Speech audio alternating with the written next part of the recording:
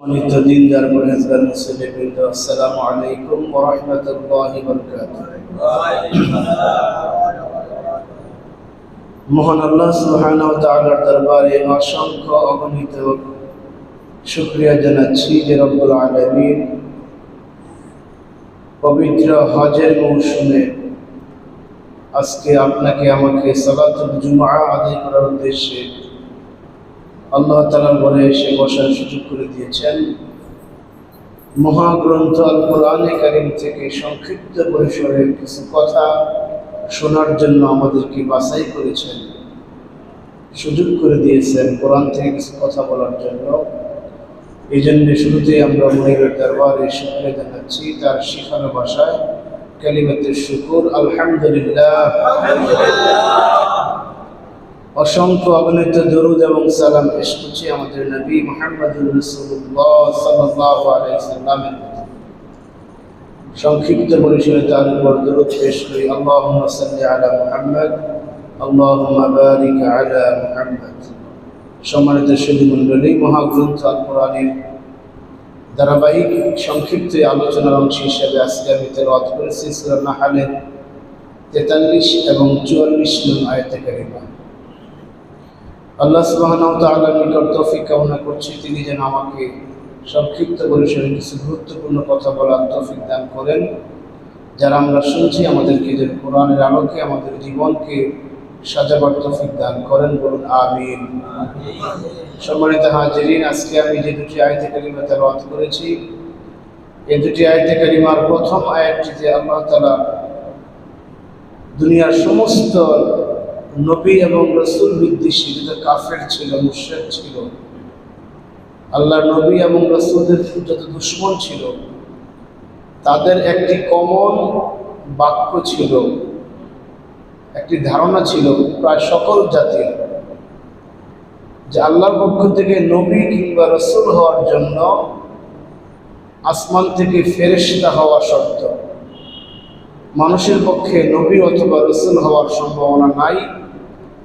আমাদের মতে যারা হাটে যায়, বাজারে যায়, বিবাহ শাদী করে, আমাদের মতে যারা খাবার গ্রহণ করে, পানি খায়, ঘুমায়, এরকম মানবিক যেই গুণ এবং চাহিদাগুলি আছে, এরকম মানবিক গুণ এবং চাহিদা সম্পূর্ণ মানুষ কখনো নবী হতে পারে না। কাফেরদের এই একটা ধারণা ছিল। এটার জবাব আল্লাহ তাআলা 43 নং আয়াতে দিয়েছেন। আর 44 নং আয়াতে রাসূল পাক সাল্লাল্লাহু আলাইহি সাল্লামকে আল্লাহ তাআলা পৃথিবীতে কেন প্রেরণ করেছেন, কেন কোরআন দিয়েছেন, এই উদ্দেশ্যটা আল্লাহ তাআলা এই 44 নং আয়াতে আলোচনা করেছেন। আমরা সংক্ষিপ্ত আকারে নির্ধারিত সময়ের মধ্যে চেষ্টা করব এই দুটি আয়াতে কারিমা থেকে সংক্ষিপ্ত পরিসরে কথা বলার। আল্লাহর নিকট তৌফিক কামনা করছি, আমিন।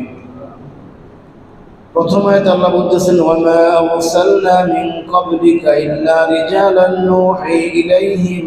হে রাসূল, আপনার পূর্বে যত রাসূল আমি পৃথিবীতে প্রেরণ করেছি, আপনি মক্কার কাফের মুশরিকদেরকে এই কথা জানিয়ে দিন যে যত নবী এবং রাসূল আল্লাহ তাআলা পৃথিবীতে প্রেরণ করেছেন, প্রত্যেকটা নবী এবং রাসূল মানুষ ছিলেন, বলেন সুবহানাল্লাহ। এটা আপনি তাদেরকে জানিয়ে দিন। অর্থাৎ মক্কার কাফেররাও যখন রাসূল পাক সাল্লাল্লাহু আলাইহি সাল্লাম তার রিসালাতের দায়িত্ব নিয়ে মানুষকে দ্বীনের দাওয়াত দিচ্ছিলেন এবং তিনি যে আল্লাহর পক্ষ থেকে একজন পয়গম্বর, আল্লাহর প্রেরিত রাসূল, এই কথা যখন তিনি সমাজে উপস্থাপন করা শুরু করলেন, তখন সমাজের লোকেরা এই বলে তারা উপহাস করতে লাগলো যে তুমি যদি রাসূল হয়ে থাকো তাহলে তুমি তো আমাদের মতোই সাধারণ মানুষ। আমরা যেরকম খাই তুমিও খাও, আমরা যেরকম ঘুমাই তুমিও ঘুমাও, আমরা যেরকম সাংসারিক প্রয়োজনে হাট বাজারে যাই তুমিও হাট বাজারে যাও, তুমিও ব্যবসা করো, তোমারও সন্তান স্ত্রী পরিবার প্রয়োজন রয়েছে, তাহলে তুমি নবী হলে কিভাবে? এই একটা কোশ্চেন গোটা আরবের মধ্যে প্রচলিত তারা করে ফেলেছিল। গোটা আরব সমাজের মধ্যেই এই প্রশ্নটা ছুড়ে দিয়েছিল যে না, মুহাম্মদ নবী হতে পারে না, বলেন নাউজুবিল্লাহ। কারণ সে আমাদের মতোই মানুষ, আমরা আমাদের মাঝে তার মাঝে কোনো পার্থক্য দেখছি না, সুতরাং নবী হওয়ার যোগ্যতা তার নেই। এই কথা তারা ব্যাপক হারে প্রচলন করে দিয়েছে। আল্লাহ তাআলা জবাব দিলেন, হে রাসূল, আপনি এই মানুষদেরকে এই কথা জানিয়ে দিন, যে ওমা আরসালনা মিন ক্বাবলিকা, যে তোমার পূর্বে যত নবী আমি প্রেরণ করেছিলাম, ইল্লা রিজালান নূহিয়া ইলাইহিম, আমি প্রত্যেকটা পুরুষ থেকেই নবী রাসূল বানিয়েছি। শুধু মানুষ নয়, তারা প্রত্যেকেই পুরুষ মানুষ ছিল। কোনো নারীকেও আল্লাহ তাআলা নবুয়তের দায়িত্ব দেন নাই, যে আমি প্রত্যেক পুরুষ জাতিকে আমি এই নবী হিসেবে বাছাই করেছিলাম। এখানে কোনো মানুষ ছিল না। আল্লাহ তাআলা অন্যত্র বলতেছেন যে হে নবী, আপনাকে দেখে এই মানুষগুলো অবাক হচ্ছে যে তাদের মধ্য থেকে একজনকে আমি আল্লাহ তাআলা নবুয়তের দায়িত্ব দিলাম, রিসালাতের দায়িত্ব দিলাম। এটা শুনে তারা অবাক হচ্ছে। আকানা লিন-নাসি আজাবান আন আওহাইনা ইলা রাজুলিন মিনহুম ইন আনজিরিন নাস। সূরা ইউনূসের 2 নং আয়াতে আল্লাহ বলতেছেন যে সমস্ত মানুষরা অবাক হচ্ছে, আকানা লিন-নাসি আজাবা, মানুষগুলো অবাক হয়ে যাচ্ছে যে আন্না ওয়াহাইনা ইলা রাজুলিন মিনহুম, যে আমি একজন পুরুষকে, তাদের মধ্য থেকে একজন পুরুষ ব্যক্তিকে নবী হিসেবে প্রেরণ করেছি। এটা শুনে তারা অবাক হচ্ছে। আসলে এটা অবাক হওয়ার কোনো বিষয় নয়, বরং আল্লাহ তাআলা ইতিপূর্বে যত নবী রাসূল প্রেরণ করেছিলেন সবাই ছিল পুরুষ। কোরআনের বহু জায়গায় আল্লাহ তাআলা এই কথা বলতেছেন, ওয়ামা আরসালনা মিন ক্বাবলিকা ইল্লা রিজালান নূহিয়া ইলাইহিম মিন আহলিল কুরা। আল্লাহ বলেন, ইতিপূর্বে যত মানুষকে আমি নবী হিসেবে প্রেরণ করেছিলাম তারা প্রত্যেকেই তাদের বংশধর ছিল। ওয়া মিন আহলিল কুরা, এবং তাদের সাথেই বসবাস করত, তাদের সাথেই তাদের চলাফেরা ছিল। সুতরাং মুহাম্মদ সাল্লাল্লাহু আলাইহি সাল্লাম আল্লাহর পক্ষ থেকে প্রেরিত একজন নবী, এটা অবিশ্বাস করার কোনো সুযোগ নাই। আছে নাকি? নাই। আসমান থেকে আল্লাহ তাআলা ডাইরেক্ট কোনো মানুষকে, কোনো ফেরেশতাকে নবী হিসেবে আল্লাহ প্রেরণ করেন না। এটা আল্লাহ তাআলার সুন্নতের খেলা। বরং তাদের মধ্য থেকেই আল্লাহ তাআলা একজন নবীকে নির্বাচন করে থাকেন। যেমন সামুদ জাতিকে বলেছিলেন যে তোমাদের ভাই, আমি সালেহ আলাইহিস সালামকে তোমাদের ভাইকে নবী হিসেবে প্রেরণ করেছি। শুআয়ব আলাইহিস সালামকে তার জাতিকে বলেছিলেন যে আমি তোমাদের ভাই শুআয়বকে তোমাদের নবী হিসেবে প্রেরণ করেছি। এরকমভাবে সমস্ত নবী রাসূলদের ব্যাপারেই আল্লাহ তাআলা এই ফয়সালা দিয়েছেন যে আমি তাদের মধ্য থেকেই নবী রাসূল প্রেরণ করেছি। এটা আমাদের বিশ্বাস, আমাদের ঈমান এটাই যে মুহাম্মদ সাল্লাল্লাহু আলাইহি সাল্লাম একজন মানুষ ছিলেন, কোনো ফেরেশতা ছিলেন না। আসমান থেকে আল্লাহ তাআলা তাকে ডাইরেক্ট প্রেরণ করেন নাই, বরং স্বাভাবিক প্রক্রিয়ায় দুনিয়ার মানুষ যেরকম পৃথিবীতে আসতেছে, বড় হচ্ছে, দুনিয়াকে ভোগ বিলাস করছে, এরকমভাবেই মুহাম্মদ সাল্লাল্লাহু আলাইহি সাল্লামকেও আল্লাহ তাআলা আমাদের মাঝে প্রেরণ করেছিলেন। এরপরে আল্লাহ বলতেছেন, ফাসআলু আহলায যিকরি ইন কুনতুম লা তা'লামুন।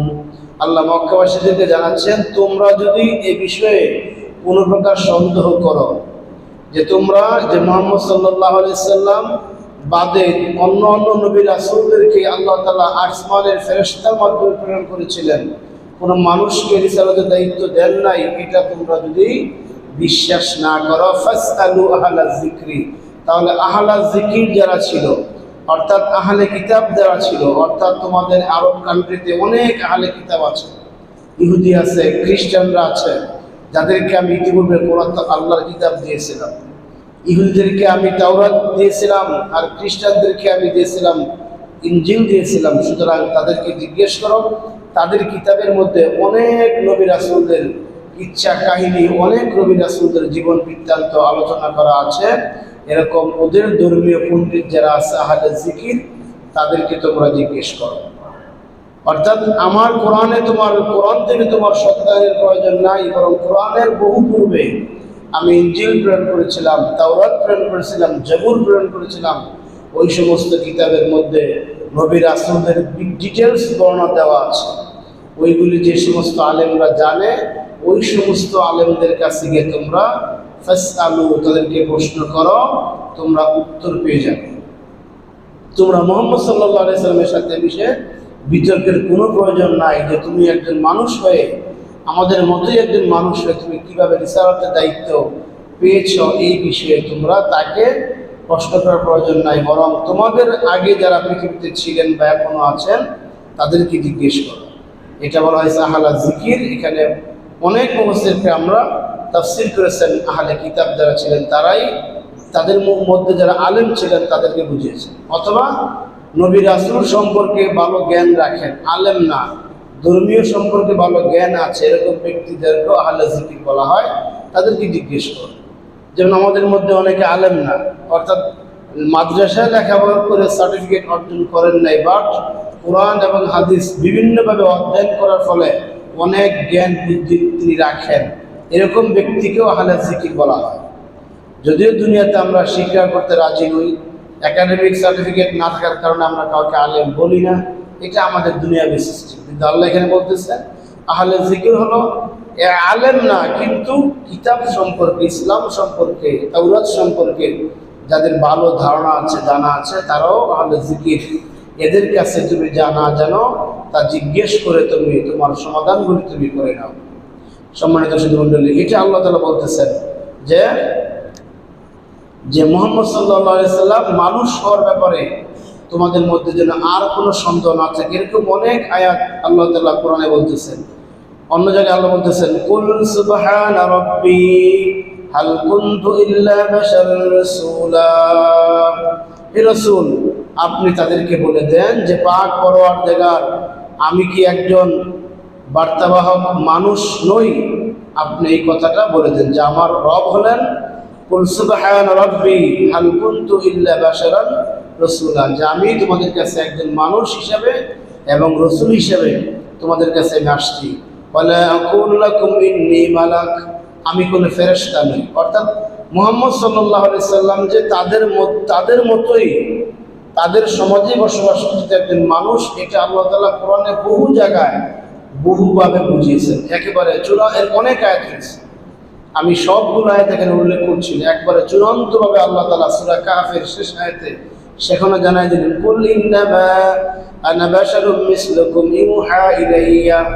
সেখানে আল্লাহ তাআলা চূড়ান্তভাবে মুহাম্মদ সাল্লাল্লাহু আলাইহি সাল্লামকে আল্লাহ বলে দিলেন যে রাসূল, আপনি গোটা মানব সমাজকে এই কথা বলে দেন, ইন্নামা আনা বাশারুম মিসলুকুম, আমি তোমাদের মতোই মানুষ।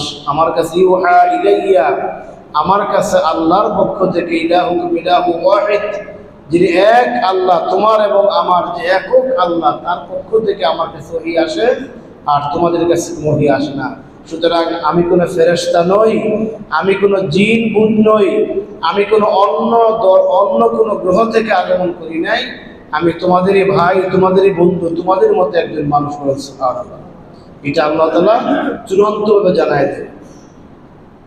তবে সর্বশ্রেষ্ঠ হলো আনা বাশারুম মিসলুকুম, তোমাদের মতো মানুষ, তোমাদের অনুরূপ মানুষ। অর্থাৎ এর অর্থ হলো আমি হলাম একজন মহা মানুষ, অসাধারণ মানুষ। বলেন সুবহানাল্লাহ, যে আমার কাছে ওহী আসে, তোমাদের কাছে ওহী আসে না, এই জন্য তোমরা হলে সাধারণ মানুষ, আমি হলাম অসাধারণ মানুষ, মহামানব তিনি।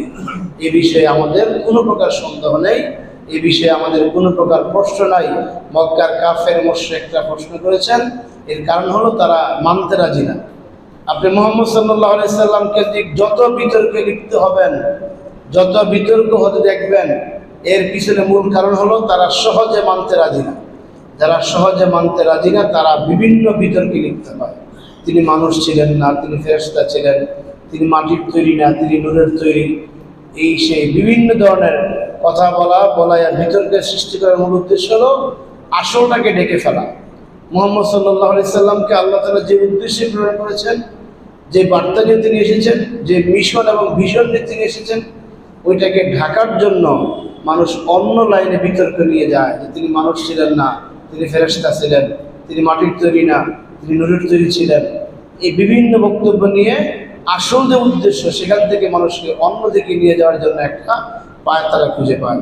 আমাদের এই আয়াত থেকে আল্লাহ তাআলা স্পষ্ট জানাই দিলেন, ওয়ামা আরসালনা মিন ক্বাবলিকা ইল্লা রিজালা, আপনার পূর্বে যত নবী রাসূল এসেছে সবাই ছিল মানুষ, সুতরাং আপনিও মানুষ, আপনি আসমানের ফেরেশতা নন।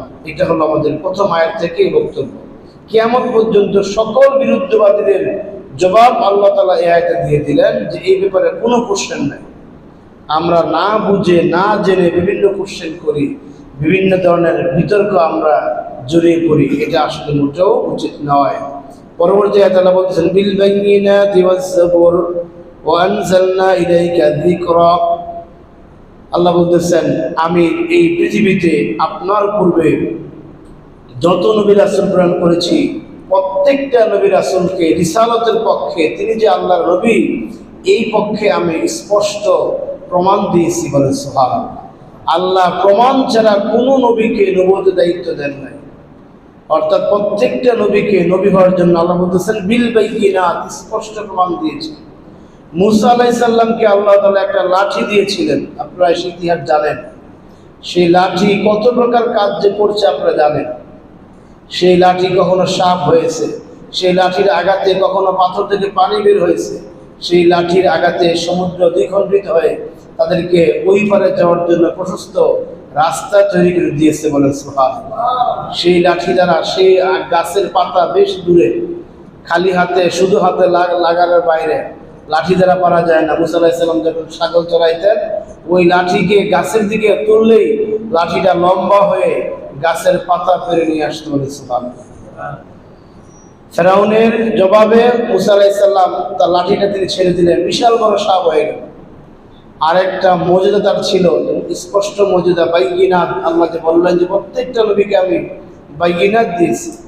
আরেকটা স্পষ্ট বাইয়িনাত হলো তিনি তার এই হাতের কবজিটা এই বগলের নিচে রাখতেন, রাখার সাথে সাথে যখন বের করে নিয়ে আসতেন পুরো হাতটা এরকম আমাদের এই যে টিউব লাইট জ্বলতেছে এরকম সাদা হইতে। বলে সুবহানাল্লাহ।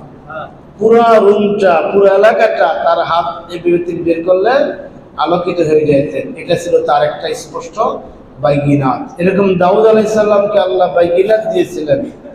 তার জমানায় যুদ্ধ অস্ত্রের খুব মূল্য চাহিদা ছিল। তিনি এরকম লোহাকে হাতে ধরলেই কাদা মাটির মতো হয়ে যেত। সুবহানাল্লাহ। তিনি লোহাকে যেভাবে খুশি তিনি হাতে এই কাদা মাটির মতো, আমরা যেরকম নরম মাটি দিয়ে যা কিছু তৈরি করতে পারি এরকম তিনি লোহা দিয়ে নিজ হাতে মেশিন ছাড়া তিনি বিভিন্ন যন্ত্র বিভিন্ন অস্ত্র তিনি বানাতে পারতেন। সুবহানাল্লাহ। এটা ছিল তার নবী হওয়ার জন্য বাইয়িনাত, স্পষ্ট প্রমাণ। ঈসা আলাইহিস সালামকে আল্লাহ তাআলা অনেকগুলি প্রমাণ দিয়েছিলেন। তিনি যখন একেবারে দোলনায় ছিলেন, পাতালি কুলে ছিলেন, তখনই তিনি কথা বলতেন। সুবহানাল্লাহ। তখনই তিনি কথা বলতেন তার মায়ের সততার ব্যাপারে, যে আমার মা পাপিষ্টা নয়, আমি আল্লাহর পক্ষ থেকে আল্লাহর বান্দা হয়ে এসেছি এবং বনী ইসরাঈলদের জন্য নবী হিসেবে আমি প্রেরিত হয়েছি, সুতরাং আমি আল্লাহর বান্দা।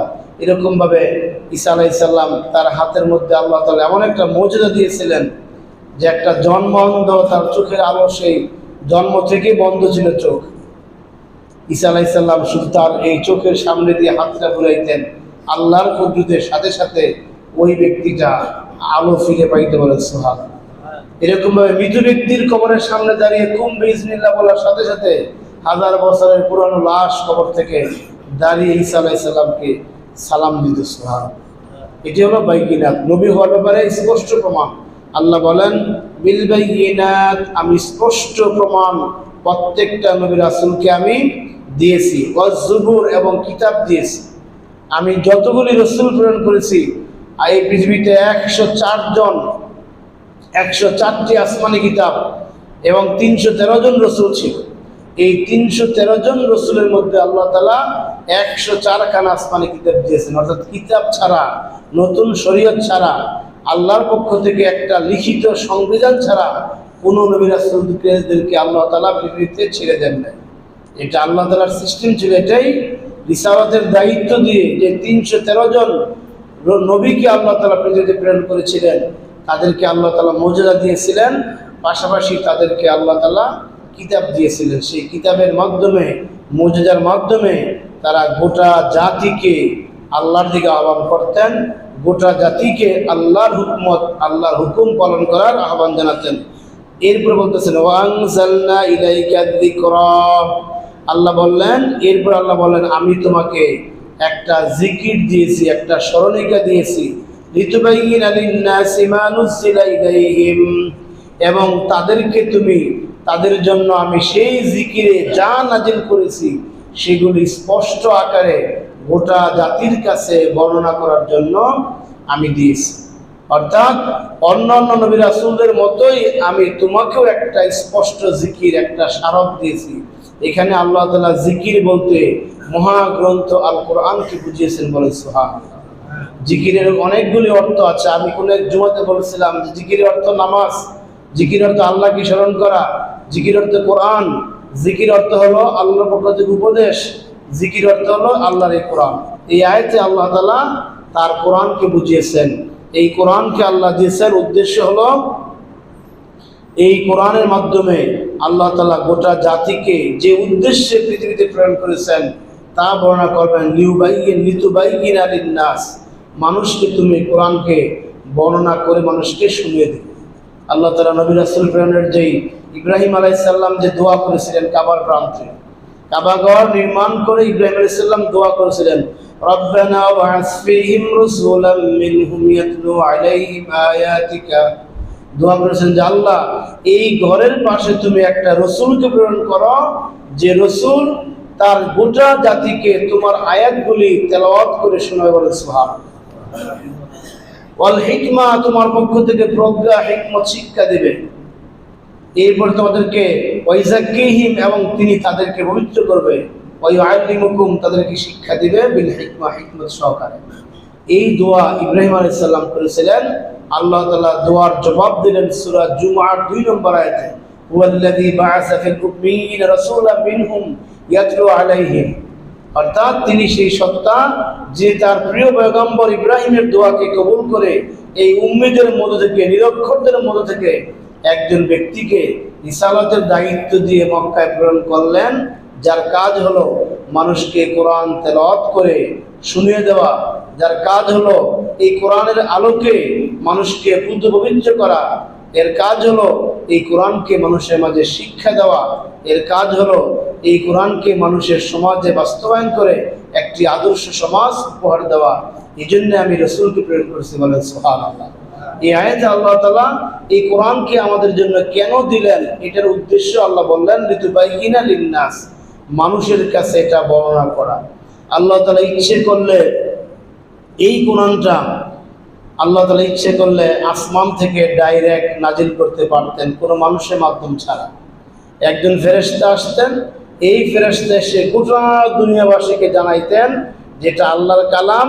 এই সূরা ফাতিহা থেকে সূরা নাস পর্যন্ত এই সবগুলি আল্লাহর বিধান, এগুলি আল্লাহ যা মানতে বলেছেন তোমরা মানবে, আর যা ছাড়তে বলেছেন তোমরা ছাড়বে, এই কোরআনের বাইরে তোমরা চলবে না।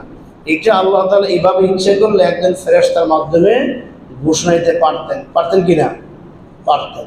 অথবা আল্লাহ তাআলা কোনো ঘোষণা নয়, অলৌকিকভাবে তিনি এই কোরআনটা এখন যেরকম আমাদের কাছে কিতাব আকারে আছে, প্রিন্টেড আছে, এরকম প্রিন্ট কপি আল্লাহ তাআলা অলৌকিকভাবে পৃথিবীতে বর্ষণ করতে পারতেন। যেরকম বৃষ্টি বর্ষণ হয়, ঝড় সাইক্লোন হয়, আকাশ থেকে শিলাবৃষ্টি পড়ে, এরকমভাবে বিভিন্ন উপায়ে আল্লাহ তাআলা এই কোরআনকে আমাদের মাঝখানে এভাবে দিতে পারতেন কিনা?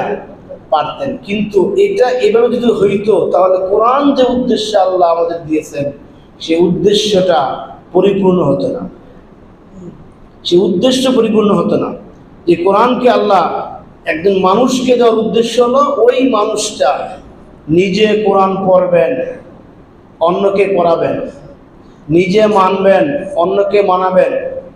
যেই ব্যক্তি কোরআন অর্থ বুঝে না তাকে অর্থ বুঝিয়ে দিবেন, যেই ব্যক্তি এখানে যে কোনো প্রশ্ন করবে সেই প্রশ্ন উত্তর দিবেন, যেই ব্যক্তি এই কোরআনকে মানবে না, এই কোরআনের বিরুদ্ধে অবস্থান নেবেন, ওই ব্যক্তিকে এই কোরআনের নির্দেশিত পথে তার সাথে তিনি মোকাবেলা করবেন।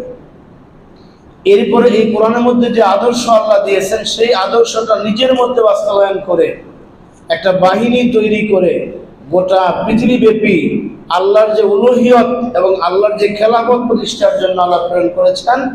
আমরা যে আল্লাহর পক্ষ থেকে খলিফা, আল্লাহ তাআলা আদম আলাইহিস সালামকে সৃষ্টি করার পূর্বেই সমস্ত আসমান আকাশ জমিনে যত ফেরেশতা ছিল, আসমান জমিনবাসী যত ধরনের অস্তিত্ব যাদের ছিল, প্রত্যেককে আল্লাহ তাআলা উদ্দেশ্য করে জানাইছিলেন ইন্নী জাইলুন ফিল আরদি খলিফা, যে পৃথিবীতে আমার পক্ষ থেকে প্রতিনিধি যাবে। এই যে আমরা আল্লাহর প্রতিনিধি, আল্লাহর খলিফা, তার খেলাফতকে বাস্তবায়ন করার জন্য একজন মানুষের মাধ্যমে কোরআন দেওয়া জরুরি ছিল, ঠিক কিনা? কথা বুঝেন নাই? যে আল্লাহর এই উলুহিয়ত, আল্লাহর এই খেলাফতকে জমিনে বাস্তবায়ন করার জন্য কোন ফেরেশতাকে যদি কোরআন দেওয়া হইতো, অথবা এমনি যদি পাহাড়ের উপর কোরআনকে আল্লাহ রেখে দিতেন, যে কোরআনকে আল্লাহ তাআলা আসমানকে বলেছিলেন গ্রহণ করার জন্য, ইন্না আরাদনাল আমানাতা আলাস সামাওয়াত, এই কোরআনকে আল্লাহ আসমানকে গ্রহণ করার জন্য আল্লাহ বলেছিলেন, যদি আসমান সেটা গ্রহণ করতো, সেখান থেকে পড়তো, আমাদের কাছে আসতো। অথবা সেখানে জমিনকে গ্রহণ করার কথা বলেছিলেন, সে জমিন যদি গ্রহণ করতো এই কোরআন, আমরা সেখান থেকে নিতাম আর পড়তাম। যেরকমটা এখন আমরা রেডিমেড পাচ্ছি আমাদের মসজিদে, বাড়িতে, লাইব্রেরিতে, আমরা দেখে দেখে তেলাওয়াত করি। আল্লাহ তাআলা এইভাবে যদি কোরআন দিতেন, তাহলে সেই কোরআনের যে উদ্দেশ্য, সেই উদ্দেশ্যটা এখানে বাস্তবায়ন হতো না। সেই উদ্দেশ্যটা বাস্তবায়ন হওয়ার জন্য আল্লাহ তাআলা একজন মানুষকে কোরআন দিলেন, তাকে কোরআনের আলোকে নিজেকে প্রথম গঠন করতে বললেন। বলেন সুবহানাল্লাহ। আম্মাজান আয়েশা রাদিয়াল্লাহু তাআলা আনহার কাছে প্রশ্ন করা হয়েছিল যে রাসূল পাক সাল্লাল্লাহু আলাইহি সাল্লামের চরিত্র কেমন ছিল। যে সাহাবীরা তাবিঈরা রাসূলকে দেখেন নাই, অথবা কিছু সাহাবী ছিলেন যারা দূরে ছিলেন, রাসূলকে দেখেন নাই, রাসূলের ওফাতের পর তারা এসে প্রশ্ন করলেন যে রাসূল পাক সাল্লাল্লাহু আলাইহি সাল্লামের চরিত্র কেমন ছিল। তখন আম্মাজান আয়েশা রাদিয়াল্লাহু তাআলা আনহা উত্তর দিলেন যে তোমরা কি কোরআন পড়ো না? তোমরা কোরআন পড়লে তোমরা বুঝবে তার চরিত্র। অর্থাৎ কোরআনের যেই গুণগুলি, যেভাবে যা কিছু বলা হয়েছে, যা গ্রহণ করতে বলা হয়েছে, যা ছাড়তে বলা হয়েছে, যা যেভাবে করতে বলা হয়েছে, রাসূল পাক সাল্লাল্লাহু আলাইহি সাল্লাম সেই কোরআনের একটা বাস্তব প্রতিচ্ছবি তিনি ছিলেন। বলেন সুবহানাল্লাহ। তিনি একটা চলন্ত কোরআন ছিলেন। সুতরাং এই চলন্ত কোরআন হওয়ার জন্য মানুষ শর্ত না ফেরেশতা? মানুষ শর্ত। আসমানে ফেরেশতাকে কোরআন দিলে যে হারামকৃত বস্তুগুলি আছে, আমরা বলতাম যে আল্লাহ, আমরা তো মানুষ, আমরা কিভাবে নিজেকে নিয়ন্ত্রণ রাখবো, এটা আমাদের পক্ষে সম্ভব নয়। আমরা তো মানুষ, আমরা কিভাবে এই অন্যায় কাছ থেকে ফিরবো, আমাদের ভিতরে যে রিপু তুমি দিয়েছো, আমরা অন্যায় কাছে ফিরতে পারি না, এটা ফেরেশতারা পারবে। এরকম কৈফিয়ত, এরকম অজুহাত আমরা দিতাম। এই জন্যে আল্লাহ তাআলা মুহাম্মদ সাল্লাল্লাহু আলাইহি সাল্লামকে একজন মানুষের মাধ্যমে এই কোরআন দিয়ে তাকে একটা চলন্ত, একটা জীবন্ত কোরআন হিসাবে কিয়ামত পর্যন্ত বিশ্ববাসীর কাছে উপস্থাপন করেছেন। বলেন সুবহানাল্লাহ। সম্মানিত সুধীমণ্ডলী, এই জন্যই আল্লাহ তাআলা তার এই উদ্দেশ্য পূরণ করার জন্যই মুহাম্মদ সাল্লাল্লাহু আলাইহি সাল্লামকে একজন মানুষ হিসেবে আল্লাহ তাআলা বাছাই করেছিলেন। এই চূড়ান্তভাবে কিয়ামত পর্যন্ত ফতোয়া আল্লাহ তাআলা এই দুটি আয়াতের মাধ্যমে দিয়ে দিলেন যে মুহাম্মদ সাল্লাল্লাহু আলাইহি সাল্লাম একজন মানুষ। ওয়ালাআল্লাহুম ইয়াতাফাক্কারুন। আর এই কোরআন যাদের কাছে আসছে, তাদের প্রত্যেকের দায়িত্ব হলো এই কোরআনের দাবির আলোকে তারা এই কোরআনকে ইয়াতাফাক্কারুন, চিন্তা গবেষণা করবে, এই কোরআনকে তারা রিসার্চ করবে। এই কোরআনের আলোকে প্রত্যেকটা মানুষের ব্যক্তি, পরিবার, সমাজকে চালাবার জন্য তারা কোরআন থেকে শিক্ষা নেবে। এটা লাআল্লাহুম ইয়াতাফাক্কারুন মাধ্যমে আল্লাহ তাআলা স্পষ্ট করে দিয়েছেন যে তোমাদেরকে আমি কোরআন দিয়েছি, রাসূলের দায়িত্ব হলো লিতুবাইয়িনা লিন-নাস, এটা মানুষকে তিনি বুঝিয়ে দিয়ে যাবেন। রাসূল পাক সাল্লাল্লাহু আলাইহি ওয়াসাল্লাম তার গোটা 23 বছর জিন্দেগীর মাধ্যমে, এই নবুয়তের জিন্দেগীর মাধ্যমে তিনি কোরআনকে যেভাবে বুঝাবার প্রয়োজন ছিল, তিনি ঠিক সেভাবেই গোটা জাতিকে বুঝিয়েছিলেন। তার সাক্ষী তিনি নিয়েছিলেন বিদায় হজের ভাষণে। লক্ষাধিক সাহাবীর সম্মুখে তিনি এই কথা উপস্থাপন করেছিলেন যে আমি কি তোমাদের উপর আমার দায়িত্ব কি আমি পৌঁছায় দেই নাই? আমাকে আল্লাহ তাআলা যা দায়িত্ব দিয়েছেন তা কি প্রচার করি নাই? সমস্ত সাহাবীরা এক বাক্যে স্বীকার করেছিলেন যে হ্যাঁ, আপনি আমাদের যে আল্লাহ যে দায়িত্ব আপনাকে দিয়েছিলেন, আপনি আপনার সেই দায়িত্বটা পরিপূর্ণভাবে পালন করেছেন। বলেন সুবহানাল্লাহ। এটা তিনি করেছেন। লিতুবাইয়িনা, আল্লাহর আয়াতের আলোকে তিনি আমাদেরকে স্পষ্ট করে দিয়েছেন কোনটা হালাল কোনটা হারাম। এই কোরআনের বাস্তব ব্যাখ্যা হল হাদিস। লক্ষ লক্ষ হাদিসের মাধ্যমে তিনি কোরআনের এই 30 পারা কোরআনকে তিনি ব্যাখ্যা দিয়ে আমাদের কাছে পৌঁছে দিয়েছেন। এরপরে তিনি তার বাস্তব জীবনে কোরআনকে আমল করে সেটাও তিনি দেখিয়ে দিয়েছেন। এরপরে তিনি মাদানী জিন্দেগিতে এসে এই কোরআনের যে মূল উদ্দেশ্য, লিইউযহিরাহু আলা দীনি কুল্লিহি, এই কোরআনের মাধ্যমে সমাজের সমস্ত বিধিবিধানকে পরাজিত করে সেখানে আল্লাহর এই কোরআনকে বিজয়ী করবে, এটাও তিনি বদর যুদ্ধের মাধ্যমে, উহুদ যুদ্ধের মাধ্যমে, খন্দকের যুদ্ধের মাধ্যমে, তাবুকের যুদ্ধের মাধ্যমে, মুতার যুদ্ধের মাধ্যমে, এরকম যুদ্ধ এর মাধ্যমে তিনি ইসলামকে বিজয়ী করে তার দায়িত্ব তিনি পরিপূর্ণভাবে শেষ করে দিয়েছেন। বলেন সুবহানাল্লাহ। এখন আমাদের দায়িত্ব কি? লাআল্লাহুম ইয়াতাফাক্কারুন। আমাদের দায়িত্ব হলো এই কোরআনকে নিয়ে গবেষণা করা, এই কোরআনকে নিয়ে ইয়াতাদাব্বারুন, এই কোরআনকে নিয়ে গবেষণার মাধ্যমে এই কোরআনকে আমাদের জীবনে বাস্তবায়ন করা। কিন্তু আজকে আমরা অত্যন্ত আফসোস এবং দুঃখের সাথে আমরা লক্ষ্য করি, এই কোরআন নিয়ে আমাদের এখন গবেষণা হয় না, এই কোরআন নিয়ে এখন চিন্তা ভাবনা হয় না। এই কোরআন যে আল্লাহ তাআলা দিয়েছেন রসুলের মাধ্যমে গোটা পৃথিবীটাকে পরিচালনা করার জন্য, এটা এখন আমরা এটা গ্রহণ করছি না। আমি প্রায়ই একটা উদাহরণ দিয়ে থাকি। আপনি অন্য দেশ থেকে, যাকে আমরা বিদেশ বলি, পৃথিবীর বিদেশ থেকে আপনি একটা দামি একটা মেশিন আমদানি করলেন, যেই মেশিনের ইঞ্জিনিয়ার বা সার্ভিস মেকার বাংলাদেশে নাই। কোম্পানির পক্ষ থেকে আপনাকে 3 বছরের ওয়ারেন্টি দিয়ে একজন সার্ভিস ইঞ্জিনিয়ার দিয়ে দিলেন। ওই সার্ভিস ইঞ্জিনিয়ার এসে আপনাকে 3 বছর ওই কোম্পানি বেতন দিলেন, সব কিছু কোম্পানি করলো। আর এই 3 বছর আপনাকে এই মেশিনটা সে ওয়ারেন্টি দিয়ে চালায় দিয়ে গেল, এবং যাওয়ার সময় তিনি যা যা নিয়ে আসছিলেন এই মেশিনের পক্ষে, যে ক্যাটালগ বুক আসছিল সেগুলো দিয়ে তিনি বুঝাই দিয়ে গেলেন যে আমার মেয়াদ শেষ, আমি চলে যাচ্ছি। এখন যেই মেশিনটা তোমাদেরকে আমি বুঝাই দিয়ে গেলাম, এখান থেকে তোমরা যদি ভালো ফলাফল আশা করতে চাও, তখন তোমরা আমি যেভাবে শিক্ষা দিয়েছি ঠিক এভাবে তোমরা পরিচালনা করবে। এরপরে যদি কোথাও তোমরা আটকে যাও, তাহলে এই যে একটা ক্যাটালগ বুক দেওয়া আছে, তোমরা এর মাধ্যমে চিন্তা গবেষণা করে এই ক্যাটালগ বুকের নির্দেশনা অনুযায়ী তোমরা এই মেশিনটাকে অপারেট করবে। এটা বলে সার্ভিস মেকার তার মেয়াদ শেষ, তিনি চলে গেলেন। এখন প্রথম কয়েক বছর যারা সেখানে শীর্ষস্থানীয় যারা কাজ শিখে নিলেন, তারা ওই সার্ভিস মেকারের সিদ্ধান্ত অনুযায়ী, পরামর্শ অনুযায়ী এবং ক্যাটালগ বুক অনুযায়ী তারা মেশিনটাকে চালালেন। মেশিন কোনো প্রকার ডিস্টার্ব দিল না। ওইখান থেকে যে মানের প্রোডাকশন আসার কথা ঠিক সে মানের প্রোডাকশন আসলো। আসবেই তো, ঠিক কিনা? আসবে না? কেন আসবে?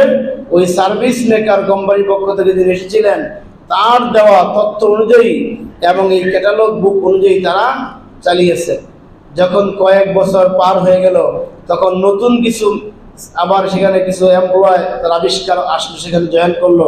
তারা এসে দেখতেছেন তারা নিজেদের মন মতো মেশিনটাকে চালাতে লাগলেন। এই মেশিনটাকে নিজের মন মতো চালাতে লাগলেন, এই ক্যাটালগ বুকের দিকে তাকাইলেন না। এরপরে যে সার্ভিস মেকাররা ইতিপূর্বে ছিলেন, তারা যা যা বলে গেছেন তাদের কোনো নীতি আদর্শ অনুসরণ করলেন না। শেষ পর্যন্ত যখন 1 বছর, 2 বছর, 3 বছর চলতে লাগলো, তখন ওই মেশিন থেকে আগের মতো যেই মানের প্রোডাকশন আসার কথা এখন আর আসে না। মেশিন ডিস্টার্ব হয়ে যায়, নষ্ট হয়ে যায়, বাতিল উপক্রম হয়ে যায়। সেখানে আগের মতো আর সার্ভিস তারা পায় না। এর কারণ হলো যে আদর্শ অনুসরণ করার কথা ছিল সে আদর্শ তারা অনুসরণ করে নাই। সম্মানিত হাজরিন, আমি যেটা আপনাদেরকে বুঝাতে চেয়েছি সেটা হলো আল্লাহ তাআলা এই গোটা পৃথিবীটাকে তিনি সৃষ্টি করেছেন, এই পৃথিবীকে তিনি বানিয়েছেন, এখানে মানুষকে তিনি সৃষ্টি করেছেন। এই মানুষকে এবং পৃথিবীকে পরিচালনা করার জন্য আল্লাহ তাআলা এমনি ছেড়ে দেন নাই।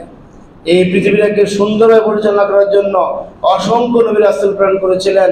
সর্বশেষ নবী মুহাম্মদ সাল্লাল্লাহু আলাইহি সাল্লামকে আল্লাহ তাআলা মাত্র 63 বছর, এর মধ্যে 40 বছর ছিল নবুয়তের আগে, নবুয়তের পর এই 23 বছর, এই 23 বছর তিনি আল্লাহর পক্ষ থেকে কোরআন নিয়ে এসেছেন।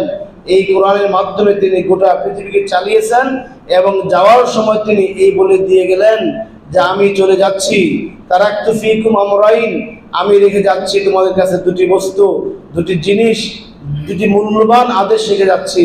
তোমরা যদি সেটা গ্রহণ করো, লান তাদিল্লু তামাসসাকতুম বিহিমা, কখনো তোমরা পথভ্রষ্ট হবে না।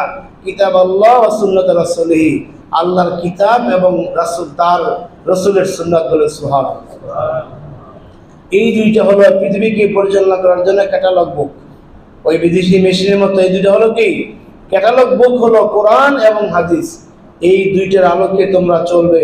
যখনই তোমরা যেখানে বাধাপ্রাপ্ত হবে, লাআল্লাহুম ইয়াতাফাক্কারুন, তোমরা কোরআনকে গবেষণা করে তোমরা সেখান থেকে আবিষ্কার করে তোমরা তোমাদের দুনিয়াকে সাজাবে। এই বলে তিনি চলে গেলেন। তারপর আবু বকর রাদিয়াল্লাহু তাআলা আনহু, ওমর রাদিয়াল্লাহু তাআলা আনহু, উসমান রাদিয়াল্লাহু তাআলা আনহু, আলী রাদিয়াল্লাহু তাআলা আনহু, আব্দুল্লাহ ইবনে আজিজ রাদিয়াল্লাহু তাআলা আনহু, এরকম 33 বছর পর্যন্ত তারা এই কোরআনকে ফলো করেছিলেন। ইয়াতাফাক্কারুন, এই কোরআনকে গবেষণা করেছিলেন। এই কোরআনের আলোকে তারা গোটা সমাজকে চালিয়েছিলেন, যার ফলে তখন এই পৃথিবী সুন্দর মতো চলেছিল। কিয়ামত পর্যন্ত তারা যে একটা স্বর্ণযুগ উপহার দিয়েছিলেন, কিয়ামত পর্যন্ত সেই যুগের কথা মানুষ স্মরণ রাখবে, ঠিক কিনা? মানুষ স্মরণ রাখবে। সেই যুগে চুরি ছিল না, দর্শন ছিল না, চিন্তাই ছিল না, কোনো প্রকার অন্যায় সেখানে ছিল না। কারো মাল কেউ ধরে নাই, কারো সম্পদ কেউ নষ্ট করে নাই, কারো ইজ্জত কেউ নষ্ট করে নাই। সেখানে দুর্নীতির কোনো গন্ধ খুঁজে পাওয়া যায় না। ওমর রাদিয়াল্লাহু তাআলা আনহু যখন, আবু বকর রাদিয়াল্লাহু তাআলা আনহুর খেলাফত আমলে যখন তিনি প্রধান বিচারপতি দায়িত্বে ছিলেন, প্রায় 1 বছর পার হয়ে গেল, তার আদালতে একটা নালিশ আসে নাই। বলেন সুবহানাল্লাহ। তিনি তার সেই বলকেট পত্র নিয়ে খলিফার কাছে হাজির হলেন যে, আমিরুল মুমিনিন, আপনি একজন অযোগ্য ব্যক্তিকে এই প্রধান বিচারপতি দায়িত্বে বসেছেন, যে এই আমার অযোগ্যতার কারণে আমার আদালতে একটা বিচার আসে নাই। বলে সুবহানাল্লাহ, একটা বিচার আসে নাই। এর কারণ হলো আমি অযোগ্য। এবার আবু বকর রাদিয়াল্লাহু তাআলা মুস্কি এসে বললেন যে, ওমর, তুমি অযোগ্য নয়, বরং আল্লাহর কোরআনের শাসন আমরা এখনো ধরে রাখতে পেরেছি, এই কারণে তোমার আদালতে একটা বিচার এখনো যায় নাই। সুবহানাল্লাহ। দুর্নীতি কি জিনিস কোন সাহাবীরা, কোন তাবেঈরা তৎকালীন সময় তারা বুঝতেন না, করতেন না। রাষ্ট্রের সম্পদকে রাষ্ট্রের সম্পদ হিসেবেই তারা বুঝতেন। এটাকে কখনো নিজের সম্পদ বলে তারা গ্রহণ করতেন না। এখন তো আমরা দেখি রাষ্ট্রীয় কোনো উচ্চপদস্থ কর্মকর্তা যখন রিটায়ার হয়ে যান, তখন তার দেখা যায় তার কি নজিরবিহীন সম্পদের হিসাব, যেগুলো মানে মানুষ কল্পনা করতে পারে না। আমাদের বেনজির সাহেবের নজিরবিহীন সম্পদের হিসাব এখন আমরা হিসাবে আসেন যে একটা মানুষ এত অল্প সময়ের মধ্যে এত সম্পদ কিভাবে দুর্নীতি করতে পারে, ঠিক কিনা? এই লাআল্লাহুম ইয়াতাফাক্কারুন, এই কোরআন থেকে এখন গবেষণা নাই। এই সমাজ পরিচালনার ক্ষেত্রে, ব্যক্তি পরিচালনার ক্ষেত্রে এই কোরআন না থাকার কারণে আমাদের এই বেহাল দশা। এই বেহাল দশা তখনও শেষ হবে না যখন পর্যন্ত মানুষ এই কোরআনের কাছে ফিরে না আসবে। সম্মানিত হাজিরিন, এই কোরআনকে গবেষণা করার জন্য এবং এই কোরআনের আলোকে একটি আদর্শ সমাজ গঠন করার জন্যই আল্লাহ মুহাম্মদ সাল্লাল্লাহু আলাইহি ওয়াসাল্লামের মতো একজন অসাধারণ মহামানবকে কোরআন দিয়েছেন। আর যদি এই কোরআনের আলোকে পৃথিবী পরিচালনা করার প্রয়োজন না হতো, তাহলে ফেরেশতার মাধ্যমে ঘোষণা দেওয়া হইতো, অথবা আকাশ থেকে বৃষ্টির মতো কোরআন আয়াতগুলো আসতো। যে খুশি মানো, যে খুশি মানো না, কারো কোনো দায়বদ্ধতা নাই। যার কাছে ভাল লাগলো সে পড়লো, যার কাছে ভাল লাগলো সে মানলো, যার কাছে ভাল লাগলো না সে মানলো না। বিষয়টা এরকম হয়ে যেত। বর্তমান যেরকম হয়ে গেছে, এই যে ইসলাম ধর্মের যে বিধানগুলি, এখন আমাদেরকে মানার জন্য কোনো প্রকার বাধ্যবাধকতা নেই, আছে নাকি? একজন মানুষ মদ খেয়ে টাল হয়ে সারা জীবন যাচ্ছে, তাকে কেউ কিচ্ছু বলছে না। একজন মানুষ সারা জীবন বেনামাজি, মসজিদে আসতেছে না, সমাজের পক্ষ থেকে, রাষ্ট্রের পক্ষ থেকে ওই মানুষটাকে মসজিদে আসার জন্য, নামাজি বানাবার জন্য কোনো কর্মসূচি নাই, আছে নাকি? নাই। আপনি খেয়াল করবেন, আপনার সমাজে এমন কিছু মানুষ আছে যে আপনি গোটা 1 বছরের মধ্যে ওই সেই লাইলাতুল বরাত নামে খ্যাত শবে বরাত ছাড়া সে আর কখনো মসজিদে আসে না। আর বাড়ির কোনো আপনজন মারা গেলে তার মাথায় টুপি আসে, হাত পা উজু করে। এর আগে সে হাত পা ধোয় না, উজুও করে না, মসজিদে সে আসে। এরম যে একটা মুসলিম, এরম যে একটা মানুষ, মুসলমান প্রত্যেক সমাজে আছে কিনা? আমি তো অনেক দোকানদারকে দেখি, আমার জীবনে মসজিদ দেখি নাই। এখানে আমি আছি সেই 91 থেকে, 1991 সাল থেকে এখানে আমি আছি। এর ভিতরে আমি এমন কিছু মানুষের নাম বলতে পারবো, যদি বলবো না তাকে আমি কখনো মসজিদ দেখি নাই, মার্কেট ব্যবসা করতেছি। তার মানে কি হলো, যিনি 4 ওয়াক্ত এখানে থাকেন মার্কেটে, তিনি যখন আসেন না, ফজরের নামাজ পড়া তার জন্য অনেক সহজ নাকি? একবারেই সম্ভব না। ফজর তো আরো কঠিন। আমরা যারা 4 ওয়াক্ত করি, অনেকে ফজর পড়তে পারে না, এরকম মুসলিম আছে। সুতরাং এই কোরআনকে আল্লাহ দিয়েছিলেন রাষ্ট্রের পক্ষ থেকে। কোরআনের আলোকে প্রত্যেকটা বিধান, প্রত্যেকটা নিষিদ্ধ কাজ থেকে মানুষ দূরে থাকবে, প্রত্যেকটা পজিটিভ কাজ মানুষ করতে বাধ্য হবে। তা'মুরুনা বিল মা'রুফ ওয়া তানহাউনা আনিল মুনকার। এই দুটি শব্দ, এই বাক্যটি তা'মুরুনা বিল মা'রুফ ওয়া তানহাউনা আনিল মুনকার কোরআনে বহু জায়গায় আল্লাহ বলেছেন, বহু জায়গায়। এই লাআল্লাহুম ইয়াতাফাক্কারুন ব্যাখ্যা আপনারা পড়বেন। বহু জায়গায় আল্লাহ বলেছেন তোমরা গবেষণার মাধ্যমে কোনটা তোমাদের জন্য ফরজ বের করে নিয়ে আসো, কোনটা নফল বের করে নিয়ে আসো, কোনটা ওয়াজিব বের করে নিয়ে আসো।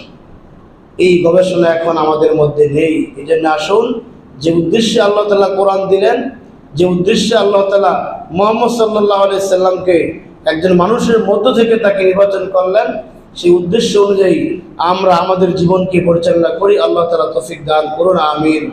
সম্মানিত হাজিরিন, আল্লাহ তাআলা